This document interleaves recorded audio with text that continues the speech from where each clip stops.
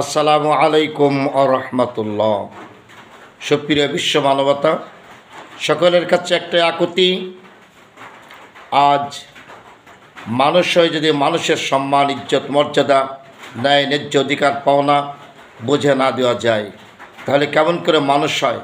তাই দ্বীন ইসলামে বর্ণিত, যে ব্যক্তির হাত, মুখ, চোখ, নাক, কান, অঙ্গ প্রত্যঙ্গ, অর্থবিত্ত, বৈভব, বুদ্ধি, শক্তি দিয়ে অন্য ব্যক্তি প্রাণীর নিরাপত্তা দিতে পারে না, সে ব্যক্তি কখনো আল্লাহওয়ালা, ইমানদার, মুমিন, মুসলমান হতে পারে না।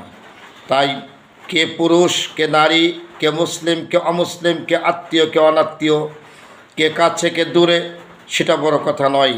প্রতিটা মানুষ মানুষের সম্মান, ইজ্জত, অধিকার, ন্যায্য পাওনা, তার নিরাপত্তার সকল ব্যবস্থা প্রতিটা ব্যক্তির পক্ষ থেকেই করতে হবে।